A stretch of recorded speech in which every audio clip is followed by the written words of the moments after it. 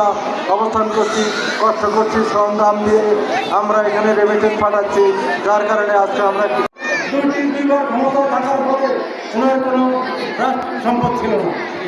আরেকটি কথা বলে তারেক রহমান, যখন জিয়াউর রহমান সফল, যখন খালেদা জিয়া সফল, যখন জিয়াউর রহমান একজন নির্লোক লোক, যখন খালেদা জিয়া একজন নির্লোক লোক, যখন তিনি আপসীন, যখন এদেশের প্রতিষ্ঠা আবার বুঝতে পেরেছে, ওই মানবের তারাও বুঝতে পেরেছে তারিখ জিয়া জানি আরেকটা জিয়াউর রহমান এবং খালেদা জিয়ার সৃষ্টি হয় কিনা, যার কারণে বিভিন্ন ধরনের প্রকার প্রভাকাণ্ডা চালিয়ে বাংলাদেশের কোনো ব্যাংকে কোথাও একটি টাকা তার বস্তিতে ছিল না।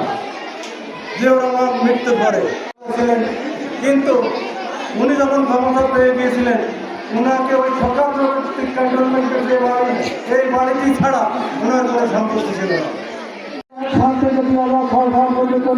বাংলাদেশের রাষ্ট্রীয় ক্ষমতা ছিলেন, দুইবার উনি রাষ্ট্রীয় ক্ষমতা ছিলেন। বিজয়ের বেলায় ওই আরেকটি কথা বলে তারেক রহমান, যখন জিয়াউর রহমান সফল, যখন বেগম খালেদা জিয়া সফল, যখন জিয়াউর রহমান একজন নির্লোভ লোক, যখন খালেদা জিয়া একজন নির্লোভ লোক, যখন তিনি আপসীন, যখন এদেশের ফ্যাসিস্টরা আবার বুঝতে পেরেছে, ওই ভারতের দালালরা বুঝতে পেরেছে তারেক জিয়া জানি আরেকটা জিয়াউর রহমান এবং খালেদা জিয়ার সৃষ্টি হয় কিনা, যার কারণে বিভিন্ন ধরনের প্রচার প্রভাকাণ্ডা চালিয়ে তারেক জিয়াকে মানুষের কাছে খাটো করেছিলেন। পরবর্তীতে মিথ্যা মামলায় তারেক জিয়াকে অ্যারেস্ট করে, বেগম খালেদা জিয়াকে অ্যারেস্ট করে, তার ছোট ছেলেকে অ্যারেস্ট করে তারেক জিয়াকে শারীরিকভাবে নির্যাতন করেছেন। নির্যাতনের থেকে উনাকে বিদায় করে দিয়েছেন। বেগম খালেদা জিয়াকে ওই দেশ থেকে বিদায় করতে চেয়েছিলেন সাহসিকতার কারণে। উনি বলেছে মৃত্যু যদি হয় আমার এই দেশের জনগণের সাথে হবে, এই দেশের মাটিতে হবে, আমি কোথাও যাব না, এই দেশ আমার ঠিকানা। এই দেশের 17 কোটি মানুষ দিতেছি। পরে উনি যান নাই, উনি যখন জেলখানায়, উনার মা মারা গিয়েছেন, উনি যখন জেলখানায় উনার ছেলেকে শারীরিকভাবে নির্যাতন করে উনাকে জেলে পাঠিয়েছেন, বিদেশে পাঠিয়েছেন। উনি যখন জেলখানার মতো বন্দি গুলশানে, তখন তার ছোট ছেলে বিদেশে থাকা অবস্থায় সে মৃত্যুবরণ করেছে। উনি মৃত্যুর সময় তার ছোট সন্তানকে উনি দেখতে পারেন নাই, বহু কষ্ট করে ছেলের লাশের মুখ উনি দেখতে পেরেছেন। যাই হোক, আমি বেশি কথা আর বলবো না। এবার 3টি কথা বলি। জিয়াউর রহমান ছিলেন নির্লোভ, ওনার কোনো সম্পদ ছিল না। খালেদা জিয়া ছিলেন নির্লোভ, ওনার কোনো সম্পদ ছিল না। তারেক রহমান অনেক প্রচার প্রভাকাণ্ডা চালিয়েছে, উনি দেশে বিদেশে হাজার কোটি টাকার মালিক হয়েছে, কিন্তু আজ পর্যন্ত কোথাও তারেক রহমান 1টি টাকা কোথাও সম্পদ করেছে কেউ এখনো প্রমাণ করতে পারে নাই। সুতরাং ওনাদের সম্পর্কে আপনারা ভালো জানেন। আমি আপনাদের কাছে একটি কথা বলবো, বিগত কিছুদিন থেকে আমরা শুনি এখানে বেহেশত বিক্রি করে।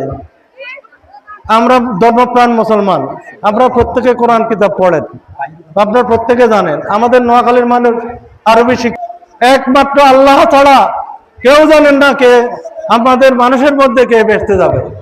আমাদের হযরত মুহাম্মদ সাল্লাল্লাহু আলাইহি সাল্লাম উনি বলেছেন উনি সুপারিশ করতে পারবেন, কিন্তু উনি কোনো প্রতিজ্ঞা বা কোনো করতে পারেন নাই, কথা দিতে পারেন নাই কাউকে উনি বেহেশতে নিতে পারবেন।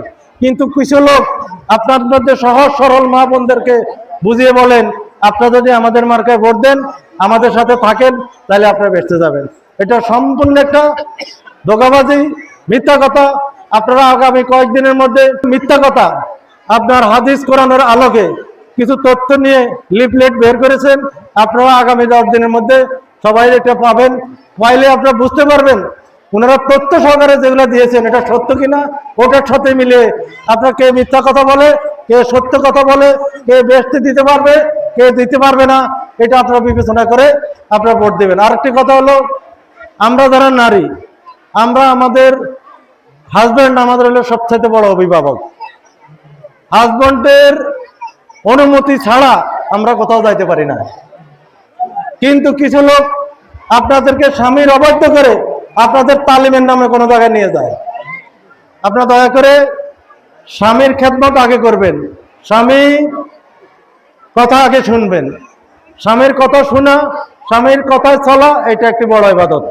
আপনি যে 5 ওয়াক্ত নামাজ পড়েন, এই 5 ওয়াক্ত নামাজের যেমন ফরজ, স্বামীর কথা শোনাও আপনাদের মোটামুটি এটা একটা ইবাদত।